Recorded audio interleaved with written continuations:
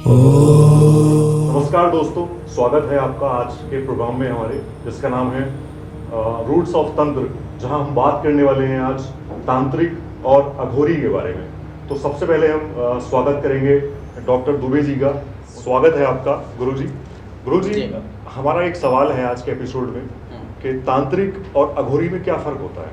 मतलब जैसे देखिए, मैं आपको इस तरह से समझाऊंगा कि किसी भी प्रोफेशन में अलग अलग कैडर, अलग अलग प्रोफेशन के हिसाब से उनको नाम दिया जाता है। कि अगर कोई सर्जन है तो उसको सर्जरी करता है तो सर्जन कहते हैं, कोई दवाइयाँ बांटता है तो उसको केमिस्ट कहते हैं, कोई अगर नर्सिंग स्टाफ है तो उसको हम नर्स या नर्सिंग स्टाफ कहते हैं। तो इसी तरह अलग अलग प्रोफेशन में, जैसे अगर कोई सीनियर लॉयर है, जूनियर लॉयर है, अटॉर्नी जनरल है, जज साहब हैं, ऐसे ही अलग अलग कांस्टेबल, ऐसा ही अलग अलग कैडर, अलग अलग काम के हिसाब से जाने जाते हैं। हर प्रोफेशन में डिवीज़न है। जैसे कि अगर कोई पूजा पाठ करता है, कथाएं सुनाता है, उनको पंडित जी कहते हैं। कोई कथा का वाचन करता है, किसी कथावाचक है तो हम उसको कथावाचक कहते हैं, या वेद व्यास की गद्दी पे बैठा हुआ व्यक्ति कहते हैं। इसी तरह कोई अगर तंत्र मंत्र यंत्र की क्रियाएं करता है उसे हम तांत्रिक कहते हैं। ठीक है। इसी तरह जो अघोर की परंपराओं की पालन करता है उसे हम अघोरी कहते हैं। अघोरी कोई नेगेटिव वर्ड नहीं है, मैं इसको आपको बाद में एक्सप्लेन करूंगा। ऐसे ही जो कपाल की क्रियाएं करता है उसे हम कपाली कहते हैं। तो अलग अलग क्रियाओं में अलग अलग, जो कौलाचार की साधना करता है, जो संभोग विवेक साधनाएं करता है उसे हम कौलाचारी कहते हैं। वाम मार्गी को हम वामाचारी कहते हैं। तो अलग अलग साधनाओं के हिसाब से अलग अलग उनके टाइटल और सरनेम है। अब देखिए, अघोर शब्द जो बहुत ज़्यादा लोगों को फैसिनेट करता है, रहस्यमय लगता है, उसको सिर्फ इतना से समझेंगे कि अघोर कोई नेगेटिव वर्ड नहीं है, अघोरी कोई नेगेटिव वर्ड नहीं है। अ और घोर दो शब्दों से बना है। घोर मतलब अंधकार, अ मतलब अंधकार से परे। अगर अंधकार से परे क्या होगा? प्रकाश ही होगा। जो अंधकार से परे होकर साधना करता हो, जिसके अपने अंदर की अज्ञान को के अंधकार को मिटा रखा हो, और जिसके अंदर के अंदर चेतना जागृत हो चुकी हो, जो शिव और शक्ति को जानता हो, जो शक्ति की साधनाओं को जानता हो, जो शिव की साधनाओं को जानता हो, वो अघोरी है। अब अघोरी ने शमशान या मशान इसलिए चुना क्योंकि वहाँ उसको डिस्टर्बेंस नहीं होती, उसके लिए अमृत और विष्ठा में कोई फर्क नहीं होता, इसलिए अघोरी अघोरी है। एक अघोरी होना बड़े सौभाग्य और बड़े कर्तव्य, बड़े फक्र की बात है कि कोई अघोरी है। हम सब के लिए तो बहुत दुर्लभ अवस्था है कि हम उस अवस्था तक पहुँचें। तो अघोरी होना या अघोर परंपरा को मानना बहुत सम्मानीय विषय रहा है। देखिए, हर जगह गलत और सही होते हैं, इसको गलत दिखाया गया इसलिए गलत है, अगर सही दिखाया जाता है तो सही होते हैं। हमारे यहाँ जो मीडिया है, जो हमारे यहाँ इन्फॉर्मेशन सिस्टम है, वो किसी भी चीज़ को सही और गलत कर सकती है। बिल्कुल। गुरुजी, मेन चीज़ ये है, जैसे आपने तांत्रिक और अघोरी के बारे में बताया, तो मतलब तांत्रिक में और अघोरी में मतलब जो फ़र्क आपने बताया है, इनमें टाइप्स कितने प्रकार के होते हैं? मतलब कितने प्रकार के अघोरी और तांत्रिक होते हैं? अलग अलग तीर्थ स्थानों के हिसाब से अलग अलग अघोरी होते हैं। शक्ति पीठों के हिसाब से उनकी अपनी अपनी अवस्थाएँ होती हैं। बाकी ऐसा कोई इंस्टीट्यूशन नहीं है जिन्होंने इनको क्लासीफाई किया हो। अलग अलग अघोर परंपराएं के अघोर अखाड़े हैं। हमारे सनातन धर्म के कई सारे अखाड़े हैं जहाँ शैविज्म शिव की उपासना की जाती है, दत्तात्रेय प्रभु की उपासना की जाती है। तो अलग अलग देवी देवताओं के हिसाब से हमारे यहाँ डिपार्टमेंट या अलग अलग व्यवस्थाएं बनाई गई हैं, और इन व्यवस्थाओं का हमें सम्मान करना चाहिए। यहाँ पे कुछ भी गलत नहीं होता। देखिए, हर जगह सही और गलत होता है। आपको देखना क्या है वो आप देखिए। गुरुजी, एक सवाल और था मेरा इसके बीच में कि तांत्रिक और अघोरी, मतलब इनमें से कौन सा ज़्यादा इजी पार्ट है, मतलब तांत्रिक या अघोरी? देखिए, दोनों का ही जीवन दुर्लभ है, क्योंकि तंत्र मंत्र यंत्र की साधनाएं करना या अघोर की साधनाएं करना दोनों ही दुर्लभ है। एक तांत्रिक अघोरी बनता है, अघोरी तांत्रिक नहीं बनता, ऐसा मेरा मानना है। अघोरी को सब कुछ आता है। एक अघोर जो होता है, अघोर का जो साधक होता है, वो अपने अपने श्रेष्ठ होता है, उसको सब कुछ आता है।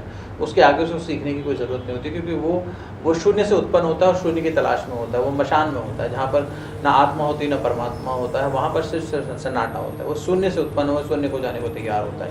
तो अघोर जो होता है वो उसको जान जाता है, सदैव उसकी 24/7 उसकी लीला में लील रहता है। तो उसकी शक्तियों को जानना, उसको समझना, उसका ज्ञान प्राप्त करना, ये अपने आप में एक दुर्लभ अवस्था है। अघोरी के बाद भी कोई पार्ट है गुरुजी ऐसा कोई जो इससे हायर जो रैंक होगी? मतलब नहीं, यहाँ पे कोई रैंक का वो नहीं है। अघोरी एक व्यवस्था है, अघोर परंपरा एक व्यवस्था है, उस व्यवस्था का पालन करते हैं। तो और देखिए, मैं आपको एक बात और बता दूं, इनसे डरने का विषय नहीं है, फिर प्लीज डरिए मत। अघोरी भी हमारे और आपकी तरह इंसान है। अब कोई क्रिमिनल हो जाए बात अलग है, तो हम क्रिमिनल से भी डरते हैं जी।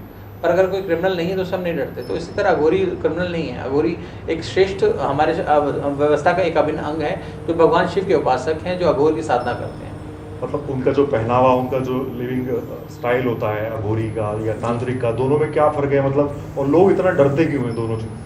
देखिए, दोनों का जो लिविंग स्टाइल है, दोनों का वो उनका तरीका है जिससे उन्हें कोई डिस्टर्ब ना कर सके।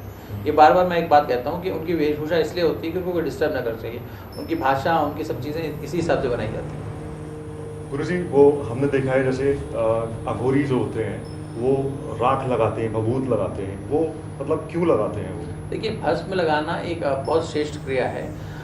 जो भस्म धारण करता है, यानी जो शमशान की जो भस्म होती है उसको जो धारण करता है, वो अपने आप को, अघोरी अपने आप को देखिए गर्म भस्म लगाते हैं वो। उसके कारण ये होता है कि सर्दी का मौसम होता है, गर्मी का मौसम होता है, वो अपने आप को, शरीर को सुरक्षित रखते हैं। क्योंकि अघोरियों के ज़्यादा वस्त्र नहीं पहनते हैं, ज़्यादा आडंबर में नहीं रहते, तो वो अघोरी भस्म को धारण करते हैं। भस्म के अंदर अगर साइंटिफिकली देखा जाए तो वो सारे मिनरल्स मिलते हैं जो आपकी बॉडी में हैं, तो आपकी बॉडी को प्रोटेक्ट करते हैं, वो एंटीबायोटिक का काम करते हैं वो। साइंटिफिक रीज़न ये है, और विश्वास है कि शमशान की राख लगाने से आप शिव के करीब जाएंगे। जैसे एक स्त्री 16 श्रृंगार करके अपने पति के सामने जाती है, वैसे वो भस्म का श्रृंगार करके अपने शिव के सामने जाते हैं। अगर मतलब जैसे आपने बताया कि वो शमशान की राख लगाते हैं, अगर नॉर्मली वो मतलब जैसी नॉर्मल राख होती है और शमशान की राख होती है, तो इसमें क्या डिफरेंस होता है अगर वो लगा लें, मतलब उस चीज़ में लगाने में क्या फ़र्क होता है? देखिए, दोनों में एक चीज़ का डिफरेंस है कि जो नॉर्मल राख है उसमें डेड बॉडी बर्न नहीं हुई है। जब डेड बॉडी बर्न होती है तो उसके अंदर से कई सारे केमिकल्स निकलते हैं, कई बार मिनरल्स निकलते हैं जो उसकी बॉडी को, उसके शरीर के द्वारा उत्पन्न होते हैं। तो जब राख जलती है तो उसके अंदर भी वो शक्ति और सामर्थ्य हो जाता है। बहुत बहुत धन्यवाद गुरुजी आपका कि आपने इतना डिफाइन किया एक तांत्रिक को, अघोरी को। आज का हम दर्शकों को आपसे पूछना चाहेंगे, आज की टिप क्या है दर्शकों के लिए हमारे? देखिए, टिप मैं यही दे सकता हूँ कि आने वाला जो समय है, आने वाला जो अभी महीना है, वो सावन का महीना है, भगवान शिव की आराधना का है। तो रोज़ जाकर भगवान शिव पर जल चढ़ाएँ और उसमें थोड़ा सा चीनी, थोड़ा सा चावल डालें, भगवान शिव पर चढ़ाएँ और अपनी इच्छाओं की, अपने वर्ग की प्राप्ति करें। क्योंकि जो हमारे भगवान शिव हैं वो भोले भंडारी हैं। वो 4 दाने चावल के भी मिल जाते हैं, जो अगर श्रद्धा और समर्पण से दिया जाता है तो अपने भक्त के लिए वो खड़े हो जाते हैं। तो आप उनकी शरण में जाएँ, भगवान सावन की उपासना करें, सावन में भगवान शिव की उपासना करें और उनकी कृपा प्राप्त करें। बहुत बहुत धन्यवाद गुरुजी आपका। अगले एपिसोड में हम बात करेंगे तंत्र का हमारी ज़िंदगी में क्या महत्व है। तब तक बने रहिए, अपना ख्याल रखें, सुरक्षित रहें। धन्यवाद। Oh